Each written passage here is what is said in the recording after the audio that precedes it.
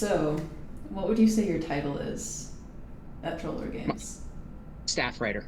Staff writer. Yeah. That's awesome. I Yep. so a lot of what I see like Steve talking about with you, I think, is like Mhm. editing and stuff.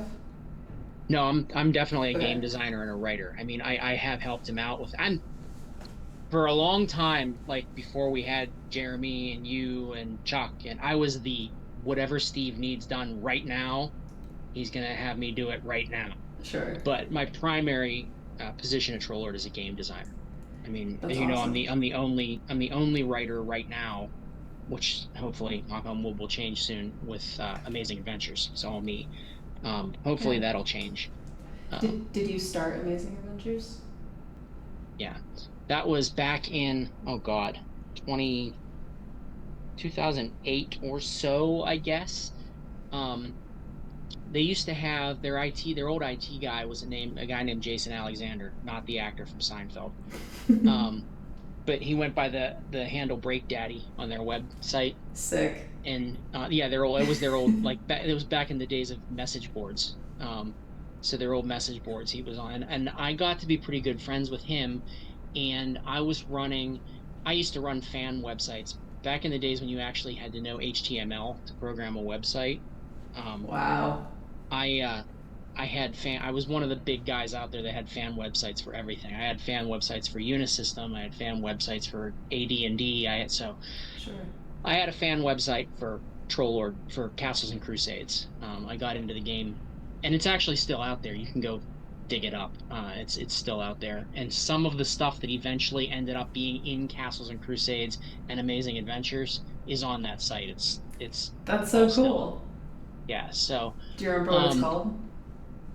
Dragons and Dungeons, I think it was called. That's Yeah. awesome.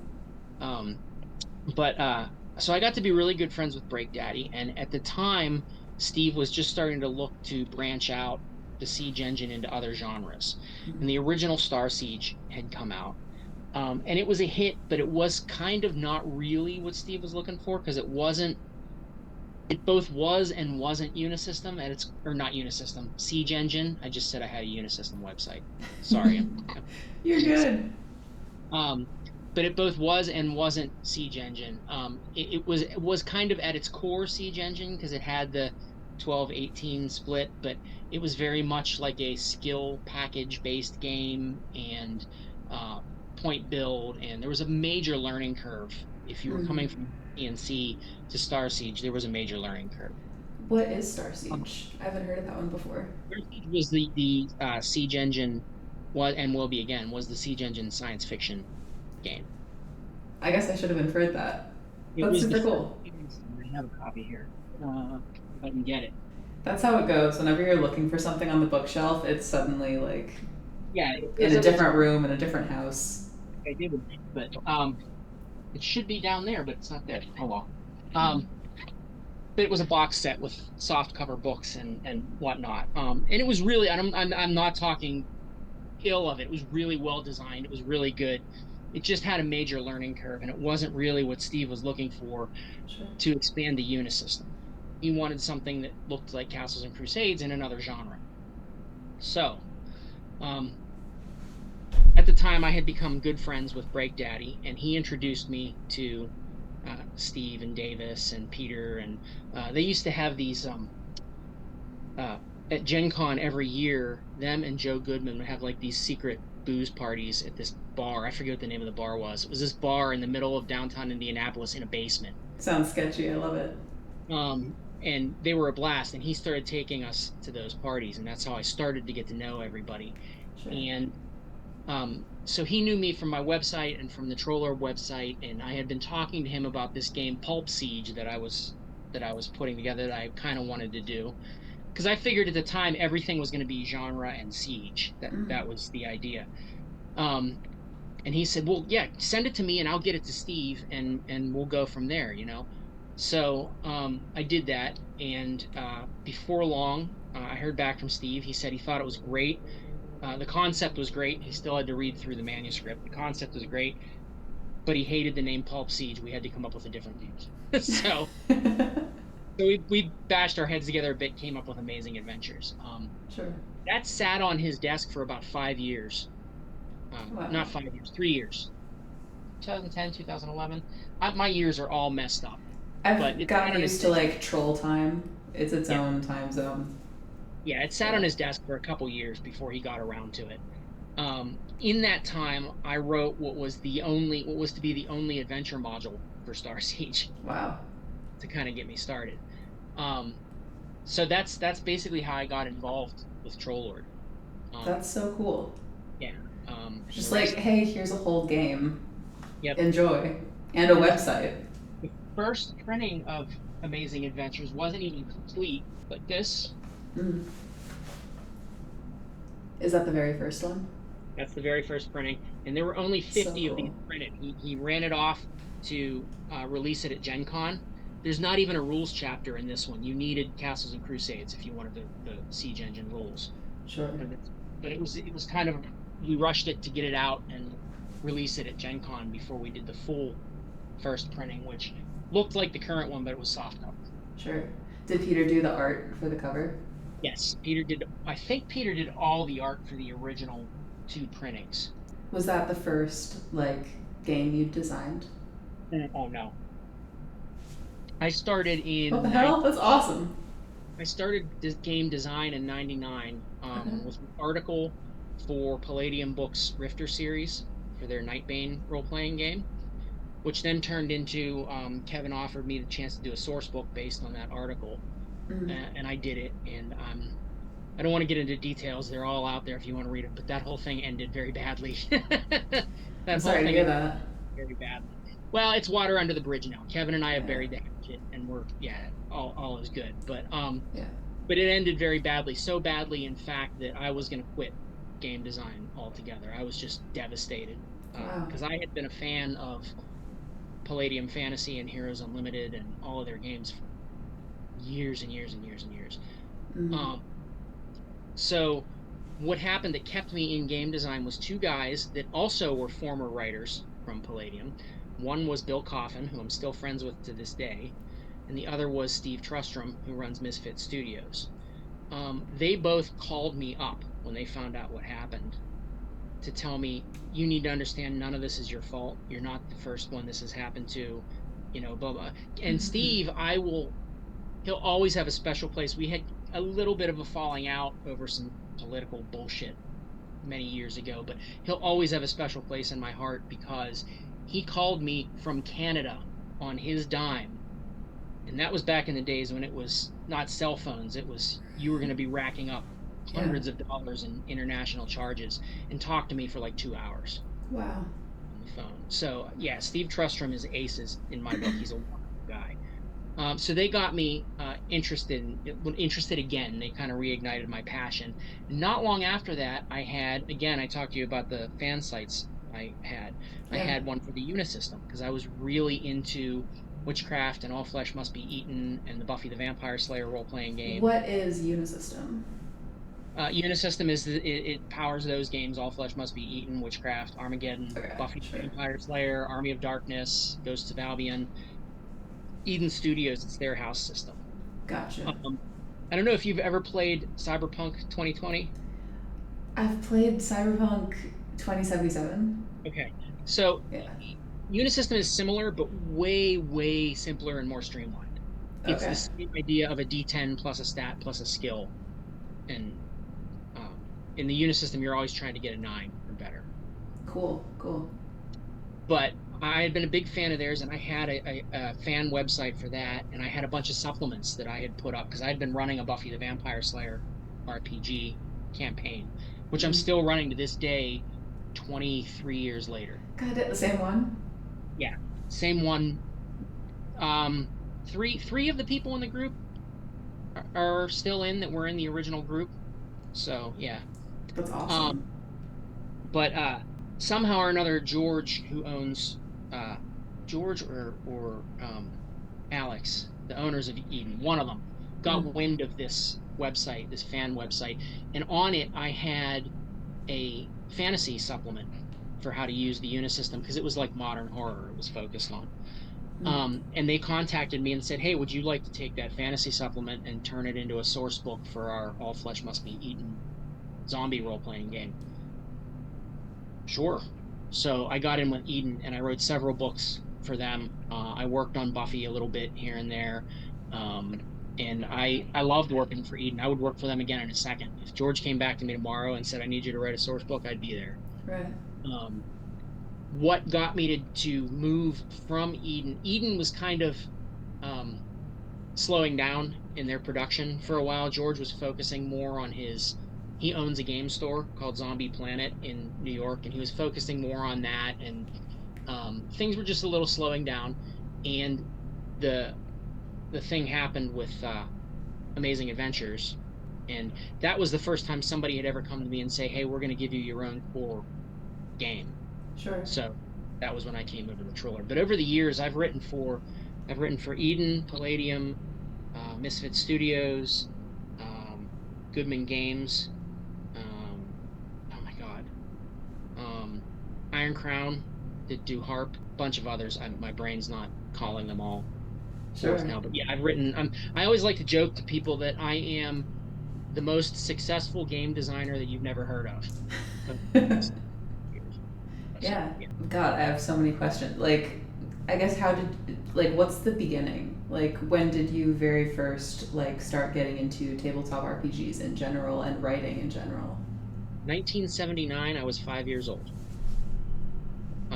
My parents were in a bowling league and they used to drop my sister and me off at my grandmother's house every Thursday to babysit while they went bowling. And my uncle and his friends were in high school at the time and they played AD&D in the basement. And I would go down and sit in with them and learn to play AD&D Yeah. at 5 years old. So Wow. I would say, yeah, AD&D, Star Wars, and Conan the Barbarian are the three things that have been with me my whole life and have kind of formed my creative Sure. journey, I guess. Yeah, That's super cool. yeah. And So so, like, because I've always been a writer. Sure. I used to write little illustrated books and staple them together for my mom when I was a little kid. Yeah. Uh, I still remember one was called The Adventures of Mighty Mutt, which was a terrible, terrible Superman parody where they were all dogs. That So sounds great. I would read Mighty Mutt. yeah, his name was Bart Kent when he was a normal. Yeah, I was a toddler, so bear with me. And his girlfriend was Lois Lane Down. Because it's not what it sounds. It was lay down like a dog. You tell a dog. Yeah. Is what it is. I was a kid. That's really clever.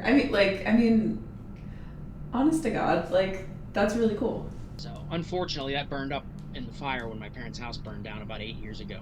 So, Shit. but I had it all the way up till that point. I had that little, Chuck, who I recently talked to, said that, like, his house flooded. Your parents' house burned down. Yeah, about 8 years ago now, I think it was. Yeah. I'm waiting for, like, the other elements, like someone's house to go in an earthquake and then someone else's house to get blown away in a tornado. I was gonna say I hate to say it, Roller Games is in Tornado Alley. God. Every time I hear about a tornado in Arkansas, I'm like on the phone. Steve, are you all right? Like, Yeah, yeah. But, God, I'm so sorry to hear that happened. yeah. Again, it was like 8 years ago now, so the house is rebuilt and everybody's. Sure. But yeah. You're doing your own, like, home improvement stuff right now, right? Yes, my wife and I inherited her mother's house, which is an arts and crafts. Technically, it's a mansion because it's got 8 bedrooms, but it's not like a Yeah. lavish, like on an estate mansion. But it's Sure. a big old arts and crafts house from 1900, and we're completely renovating it before we move in there. I think a lot of people would love something like that more than a mansion. Yeah. Just like an old house that's big and well loved and hmm it's a gorgeous house, and it's going to be incredible when we're done with it. But it needs a lot of work. sure. Do you do a lot of that stuff yourself? We're doing all the interior ourselves. We hired contractors to do the exterior, the soffit and the fascia and the siding and the brick pointing and all that's the masonry. All that stuff we hired pros, but we're doing all the floors, the plumbing, the all the interior stuff we're doing ourselves. Right. Have you done that kind of stuff before? On and off. I'm lucky to have friends and family that have skills all over the board. Sure. My best friend, he's not licensed, but he's trained as an electrician, so he knows what he's doing for simple stuff like that.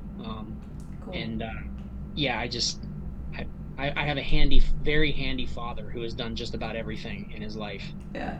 Um, so it's been a journey and it's a learning experience, but yeah, Sure. it's going pretty well. It's slower than I'd like, but it's going pretty well. I feel like that's always just the way, especially like post COVID. Like Yep. everything is at a snail's pace when it comes to like wood and stone and like all that. Well, it's more that just getting the time to get there. The only time we really Mm. have to go there and work on it is like on Sunday mornings. Mm. So if I could get there like every day to be there working and working and working, it would go quicker. But it's just it's fitting it into our daily schedules is what the real issue is. So Yeah. I don't think there's a lot of things more rewarding than just like watching it come together. My parents recently yep. renovated my dad's house that they now live in, and so watching them take on that project and then, you know, Yeah, we're tearing up all the carpets and redoing the hardwood floors underneath, and that's a rough job. But when I finally saw the dining room finished, it was like unbelievable. It was like really so cool yeah, to just see, oh my God, that floor looks so beautiful. Like, gosh, yeah, you can start really like picturing it. yeah. The other thing that I remember talking with you about was like library work. hmm I uh I got my master's degree in 2013, 2011. 2011 I got my master's degree in. So um I was working as an administrator for the University of Pittsburgh Mm. for about 13 years, you know. Wow. Well, when I started grad school it was 9 years, but I worked for a long time for the University of Pittsburgh as an admin. And And I this is kept while climbing the also ladder. writing as well. Yes. Okay. Yeah. Um, I kept climbing the ladder, and the higher up I got, the more unhappy I was. I was making more money, but I was just not happy with what I was doing. I just didn't Sure. like the job. I was miserable. What didn't you like about it? There's all kinds of things. I'm not suited for administrative assistant or executive assistant work. I'm just not suited Sure. for it. Or actually, by the time I was done, I was actually a full department administrator. I was running the department, and Wow. I probably could have. I was not good at the job. I probably could have gotten good at it, but by the time I would have, I might have run the department into the ground. Like being in charge of literally millions and millions of dollars in funding and grants, and it just no, it's so Yeah. stressful. So you're always on the clock, and every time any little thing goes wrong, you're digging into financials trying to figure out. And it just, I'm not Yeah. good at. I mess up with doing arithmetic with a calculator. So um yeah, it just wasn't for me. So I was trying to look at what was out there, and um, I've always loved reading. I always loved books. I always loved, so I thought, and I had worked as a library assistant when I was like 21 for a culinary school that's no longer here anymore. Mm. And I enjoyed that. So I thought, well, maybe I'll try to get jobs as libraries. And I found out really quickly that you need a master's degree if you want to work as a librarian. So I'm like, well, I'm working for the university. I have tuition benefits. I'll go get a master's in library and information science. Might as well. And so I got my degree, and then I found out that it's really hard to get a job in a library unless you're willing to move to wherever the work is, Mm. be it in another state or another country or, Sure. and I was not in a position to move. My wife is a mental health therapist, and Wow. licensure is done by state. She's licensed to practice in Pennsylvania, and if we were to leave PA, she'd have to start all over again. Yeah. So moving out of this state is just not in the cards. So it took me about 2 years before I got offered a job with a brand new library that was being established in what was then an economically disadvantaged community, Mm. um, Millville. And this is a community that had never had a library before.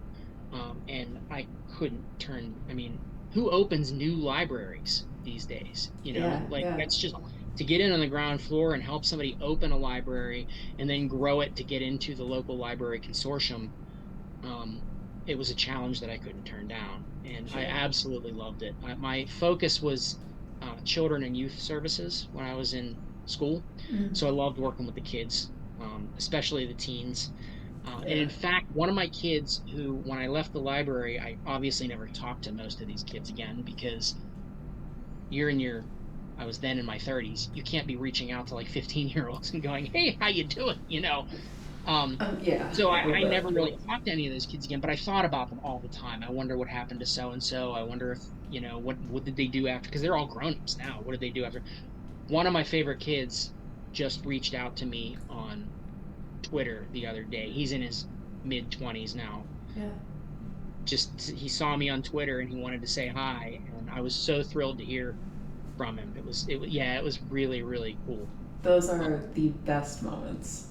I absolutely love working at the library. I had been part-time also doing web content writing for a friend of mine with a company that I helped her start. Um, and she just made me an offer that was too good to turn down. It was more money.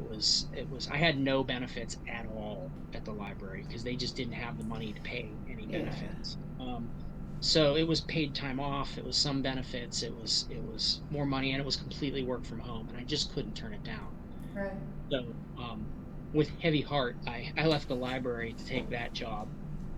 Um, and I haven't. I mean, I think about going back to library work all the time, but now I'm in a Sure. gig where they're going to have to offer me the world to get me to. Super fair. Yeah. Like So, what is library work? Like what does that entail? oh my goodness. You there's advisory services, so you have to get to know a wide range of literary resources and multimedia resources so that you can Mm. talk to somebody and get a feel for what they're looking for when they don't know and guide them to the things they'll like. It's a ton of research. Yeah. Uh, the information sciences part is knowing about copyrights and intellectual property law and web. At the time when I got my degree, Web 2.0, it's like Web 4.0 or something now. Um, but yeah, internet security and so it's what isn't library? I mean, you're a jack of all trades or Jill of all trades, as the case may be, when it comes to providing reader services and reference services, and then when it comes to working with the kids, um, youth librarians have a really unique relationship with the kids that they work with because you are an authority figure because you're an adult, but they don't view you in the same way that they'll view parents or teachers or Yeah. kids feel like they can talk to their librarian more, It's which totally puts you, different. Yeah. yeah, which puts you in an interesting position. Often, in my case, thank goodness, to back up parents. Yeah. I thank God because you are a mandated reporter, so thank God I didn't have to see any abuse or anything like that when I was. Right. The parents of my kids were all great, but I spent a lot of time. Kids would come, my parent wants to blah blah blah blah blah. I'd be like, well, your parents are not wrong, and you should probably listen to them. Right. And without a doubt, they don't really. Well, why? And then so they put this level of confidence in their librarian that they don't really have in more overt authority figures like parents and teachers. Right. So it's a major responsibility, but it's a very cool Yeah. place to live. Yeah. I never really thought about it before because libraries are such an important community resource. And I see a lot of people talking about libraries, Mhm. but like, I don't see a lot of people talking about librarians and what an important figure that is in a community. The building doesn't run itself, you know? So Neil Gaiman had an amazing quote about librarians that I bring up any chance I get because it's just so true.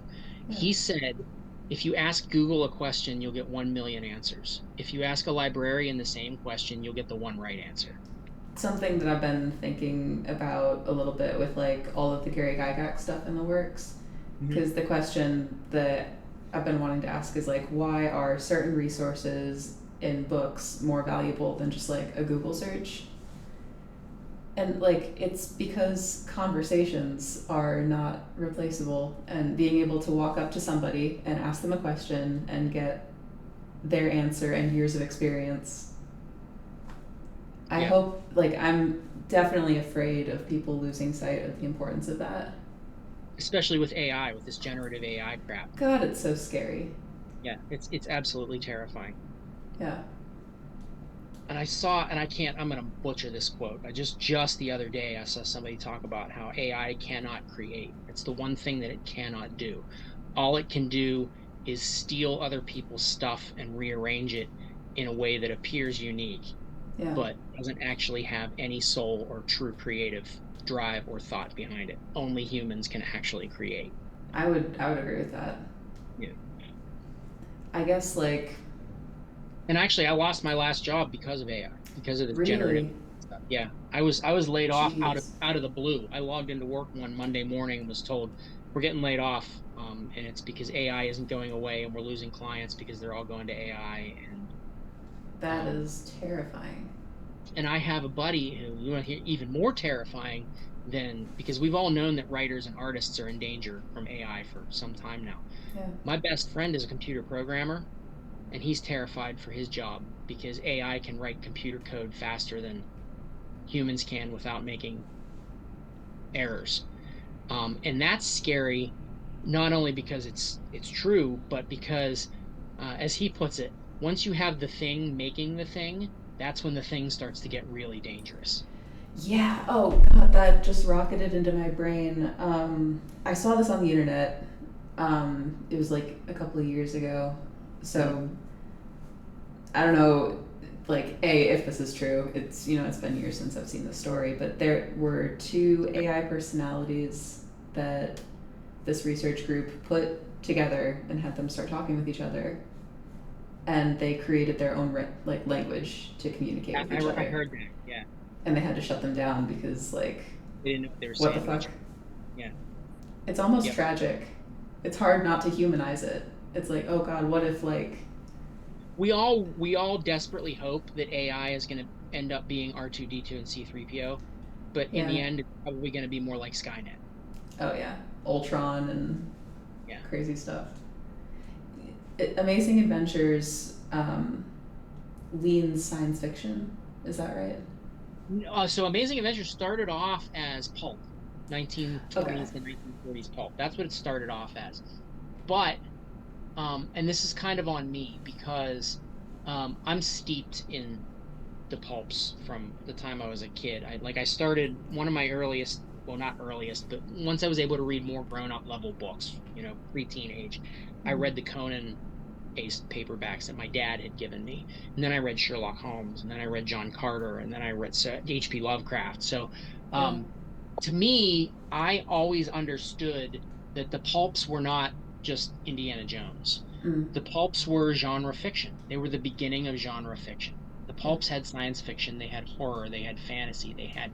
So in my mind, Amazing Adventures was always a multi-genre game because that's what pulp was to me. It was multi-genre, but I didn't stop to think that pulp has taken on its own definition in the Mm. greater public consciousness now. And to most people now, it means 1930s two-fisted adventure Indiana Jones. Yeah. So Amazing Adventures kind of got locked in that box for quite some time. And when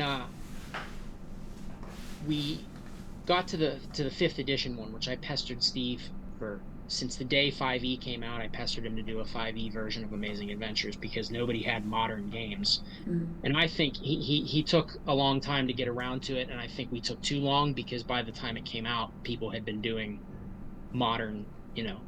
Sure. Um, but it did really well at the time. It was our biggest Kickstarter. Now, since then, we've left it in the dust, but at the time, it was our biggest Kickstarter. Sure. But anyways, that was where I said to him, if we're going to do this, let's make it multi-genre, expressly multi-genre, and not pulp. And he said he liked that idea, and that's what eventually then brought us around to what we're doing now is rebranding the whole line as a multi-genre game. So, but your Gotcha. question about specifically science fiction is we redid Star Siege for Amazing Adventures specifically.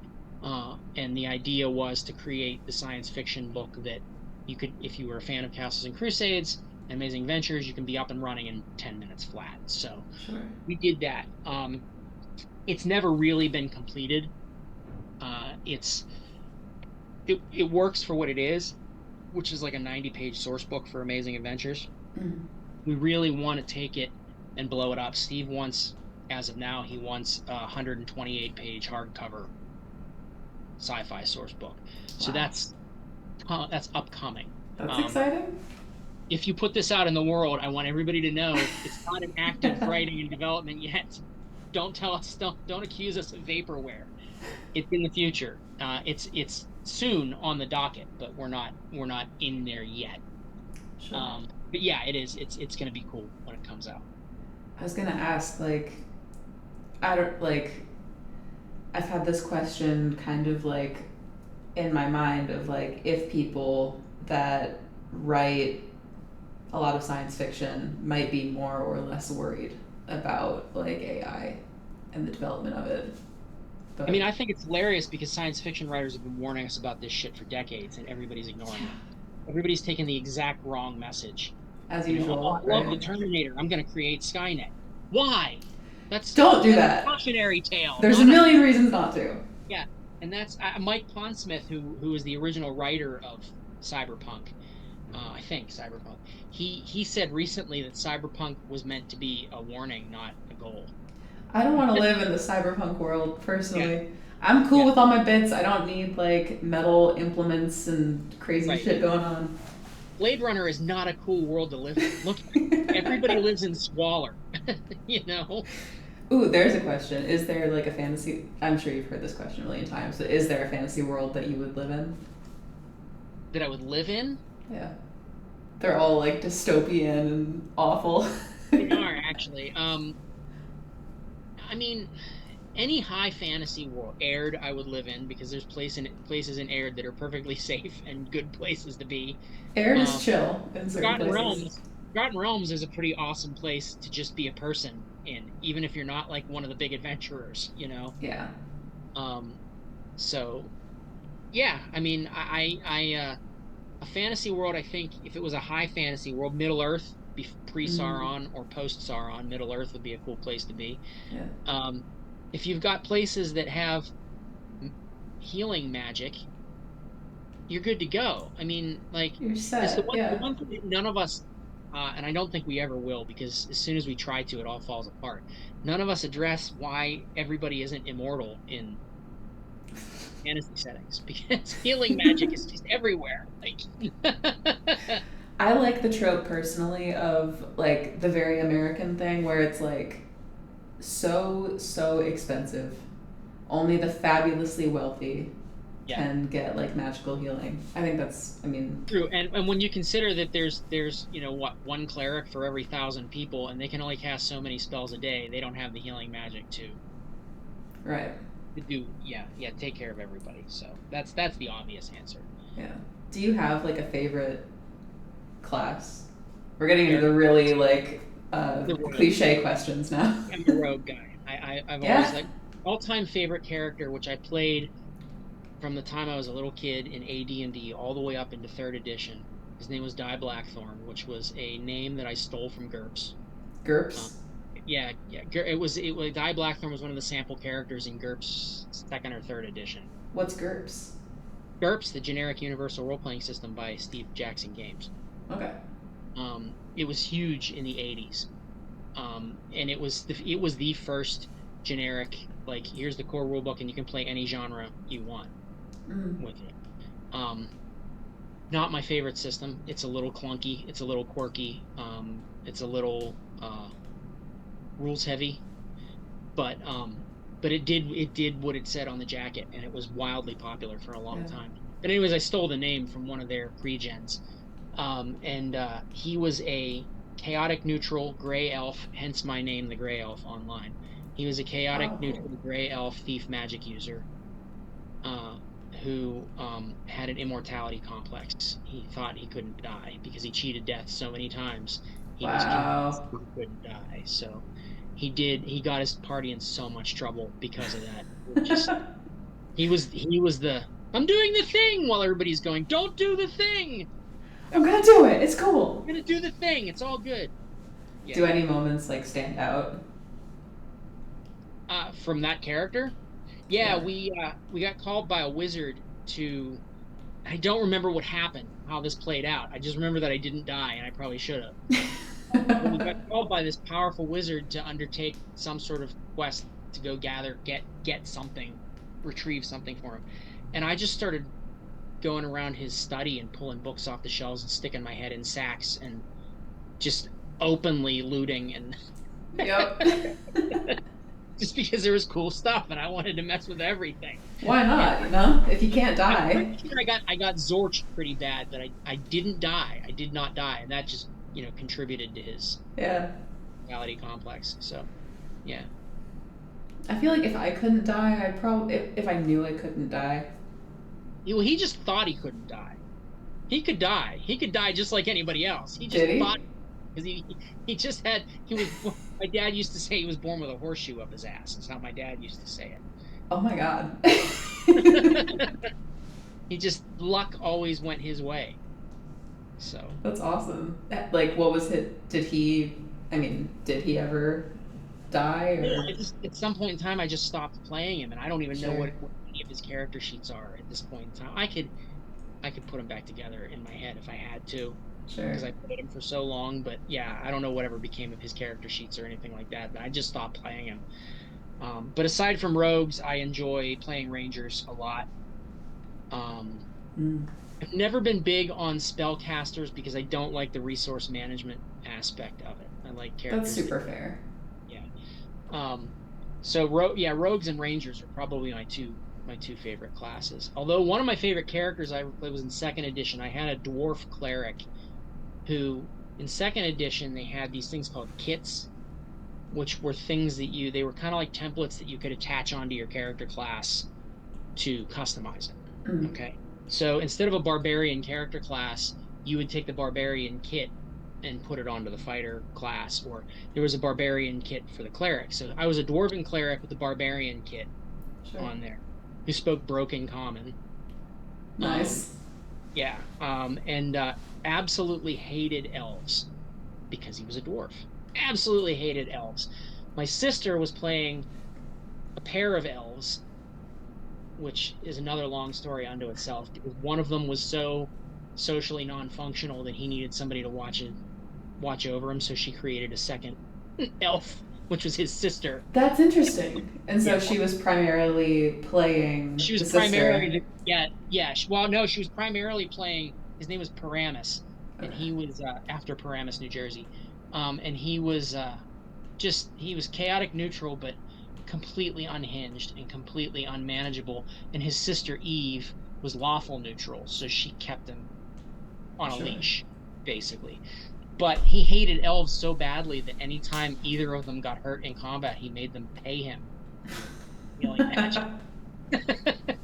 He would I've heard of that before. say, "You pay me, I heal elf." Rangers are the ones that I hear the most shit about. Most of my experiences in 5e. And people are so mad People about hate the Rangers. people hate the ranger class in I'm 5e, like, and I don't get it. why? I don't They're get it. I don't they're think there's anything fun. wrong with that class. Yeah, they're fine. They're just fine. I think it's Um, like the mindset of you have to I choose the think right build and there's that. I think it's because of the way they nerfed the favorite enemy in fifth edition. I mm, think people are really jacked that it doesn't give you any combat bonuses. It just gives you knowledge bonuses about your favorite enemy. Where in the past it's always been you got a bonus to hit and damage creatures in your who were your favorite enemy. And yeah. back to first edition, you didn't even choose a favorite enemy. It was giants, orcs, goblins, and hobgoblins and half orcs. Yeah. So it was the goblinoid races and giants that you Wow. got as a ranger. Because first edition rangers were Aragorn. They were based after Aragorn. So Is that true? I didn't know yeah, that. yeah. That's If you super go back to cool. the first edition AD&D Player's Handbook, you'll see it. Just read it. You'll see it. It's Aragorn on paper. Sure. Yeah. I guess like I don't know. I see a lot of that mindset of like you have to choose the build to win. Yeah, I That's hate that something. auto build stuff. And Yeah. since third edition, more 3.5, since 3.5 and beyond, D&D has leaned so heavily into that optimal build thing, and I man, get it, but like, why? you don't need to be the toughest character in the group to have fun playing a character. A character can be fun to play with no combat abilities whatsoever. Oh You yeah, know, God. um, All the stuff for honestly, I flavor, think like, it's great. the socialite in Amazing Adventures, I think, is a really cool character class. That There's a you, character class called a socialite. yeah, That yep, is and so cool. they're a complete support character class. But I did give them a D8 for hit points so they can take some damage. Yeah. Because everybody makes the mistake of giving, like, it's not a combat character, so it only gets a D4 hit points. That's not necessarily true. You don't necessarily have to be trained in combat to be survivable. And hit Yeah. points they're an abstract of how survivable you are. Right. So I gave socialites a D8 hit die to make them a little more attractive, and all they are is they're kind of a modern bard, Mm. really, is what they are. But their big power is that they can convince people to do what they want them to do, and they have contacts everywhere. Anywhere you go, they can make her check to see if they know somebody. Sure. Having written so many games and adventures and like classes and all this stuff, like, is there anything that you would totally change about the gaming space in general, if you could? Oh my God, there's so many things, but a lot of them I don't want to say because it would really people off. Because a lot of it's with the culture. A lot of it's with the current gaming culture. I don't like how catty and how negativist it is. Mm. It's toxic. It's just so toxic. And the people that are the most toxic are the people that insist there's no such thing as toxic. Yeah. Yeah. It just is. It's just, Denying that there's a problem and then like, and you're part of the yeah. problem. Yeah. Um, and and I think we're all guilty of it. As much as we all try to be better, we're all guilty of it. We've all run off at the mouth at times when we shouldn't, and I'm sure. God knows I have, and got in a lot of trouble for it. Um, but I wish that people would leave their crap at the gate and just come together and enjoy the hobby that we all love, Mm. and it would be a better world, you know. Oh yeah. I mean, I was talking about this with Chuck a little bit, but like, it's so many good things wrapped up into one hobby. It's collaboration and teamwork and imagination and like empathy. Yeah. If that And were what it was about. it seems like so many people that game don't have empathy. Oh yeah. Oh my god. Dude. Yeah.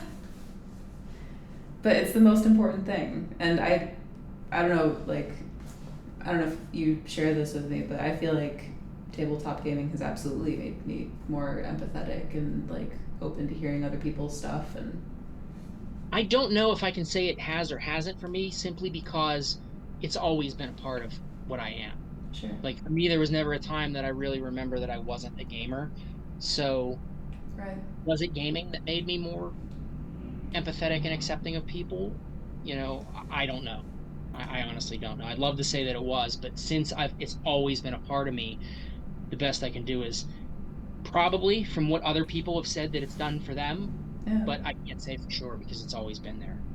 5 years old that's young to start, and I mean, you can't say like one thing at 5 that changed you, you know. My earliest memory is seeing Star Wars in the theater in 1977. That's my earliest memory. Wow. How old are you? I was 3. Wow. 3 years old, and that was back when it was still called just Star Wars. It wasn't called Episode 4: A New Hope. It was just called Star Wars. Yeah. Yeah, and so yeah, like I said, that's my Star Wars, D&D, and Conan. Those are the 3 things. What do you think of the new movies? The new Star Wars movies? Yeah. You get in trouble for this, but I love them. I love them too. I love all 10 of the Star Wars, well, all 12 of the Star Wars movies, because you have to remember the Clone Wars started with an animated movie. People forget that. It did have a brief theatrical. So there's 12 Star Wars movies, and I They brought the magic back for me. I love all of them. I will say, and this is a very unpopular opinion, Rogue One was my least favorite. Interesting. Yeah. And the reason is, and I still love it because it's Star Wars. Yeah. The reason is, you knew going in that everybody in that movie was going to have to die, because otherwise, where were these heroes of the rebellion for the rest of the time? Sure. So it was really hard to really care about the characters, because I had this detachment knowing that none of them were going to be seen again after that. And the CGI Tarkin was so bad. Just Tarkin, he didn't need to be there, and he looked so bad. Wait, which one was Tarkin again? The governor who eventually takes over, Christopher Plummer, that wasn't Okay. Christopher Plummer because they had to make him all CGI because Christopher Plummer's dead. I remember now. Yeah. Every time he came on screen, he looked like a bad video cinematic, and it took me right out of the movie. Sure. So yeah, that and the all the fancy new Imperial troops and ships that we then mysteriously never, like, the Emperor himself goes to oversee the second Death Star and doesn't bring all these black clad Death Troop ultra elite ships, and Yeah. I'm not one for, like, I get annoyed when people point out plot holes, but there were ones that hit me in Rogue One that just, like, Sure. the fact that, like, 3 Y-wings shot a couple ion bolts at a Star Destroyer and managed to completely shut it down and wreck into a second Star Destroyer. So tell me why the Rebellion didn't just load up on Y-wings and take out the whole Imperial fleet. Yeah, it's There were I think that the actors and the director and the filmmakers did the best they possibly could with what they had to work with. And there were some great things. Every time Darth Vader is on the screen in Rogue One is incredible. Yeah. Yeah. There were some great things about that movie, and I don't want to be too negative about it, because I did love it, because it is Star Wars. Yeah. It's a Star Wars war movie, and I dug it. For sure. But it's my least favorite of the group. That's fair. Like, something that I think is really cool is when, like, a movie challenges us to care despite whatever. And I've always kind of wanted to, like, run either a one shot or a short campaign or just something where, like, all of the players are going to die. And it's known by the players, it's known by the GM. That's called a Call of Cthulhu one shot. Oh shit. It's been done. If you play Call of Cthulhu and it's a one shot, nobody expects to come out sane and alive at the end of it. Sure. I've never played it. Yeah. Do you have a favorite, like, game system? I mean, Siege Engine, obviously. Duh. No, yeah. I mean, my favorite systems are, and people are going to think this is cheesy to say this, but Siege Engine is one, and my own Ogre system is another. But they really are. They're two of my favorite systems. And the third, and these are all tied. None of them is, I don't like anyone. The third is the Unisystem. The Unisystem is still a go-to for my group. When we need to run something and we don't have a system for it, somebody has an idea, pull out the Buffy books and let's make it work. Sure. What is the Ogre system, did you say? Ogres is from my Night Shift and Wasted Lands. Oh, nice. Cool. That's my Elflair Games house system. It stands for Old School Generic Role-Playing Engine System. I had a feeling it was an acronym. It is, but really, I just wanted to be able to say that my game is powered by ogres. So I came up with what it meant later on. I have my older version of it is called Orcs, which is the optimized role-playing core system. But that's awesome. Just so that I could say powered by orcs. Yeah. Yeah, it's a very simple system. It has 3 mechanics instead of a unified mechanic. I made a deliberate decision to use 3 different mechanics because I think there's a certain elegance there in the way they work and the way they interact that has kind of been lost in the push to make everything work on the same mechanic. And the way it works is that you have a D20 mechanic, which is you're rolling a D20 plus bonuses and trying to get a 20 or better. Sure. D20 mechanic. And the bonuses are very similar to what you get in Siege Engine. It's the same ability score bonuses, the -3 to +3. Instead of adding level, you have a check bonus, which what your check bonus is depends on whether you have a primary well, actually now we call them aspected, normal, and disadvantaged attributes, which equates to primary, secondary, and tertiary. Cool. So you'll have that, and you'll have your check bonus and your attribute bonus, and then there's a difficulty modifier from 0 to +10 that goes to every roll. That uses everything, including combat. Combat works on the same thing. AC becomes the difficulty modifier, so it's DV in mine, difficulty value, but that becomes the difficulty modifier, or defense value, I'm sorry. So low armor is better than high in my game. Wow, cool. And then the second mechanic is a straight up percentile mechanic, and all class abilities and all skills work on a straight percentile mechanic. Roll at or under the percentile, and you can adjust the base percentage by up or down by 5 or 10%, depending on how difficult it is. Sure. Even spell casting works on the mechanic. I made everything unified, so it's skill-based spell casting. That's awesome.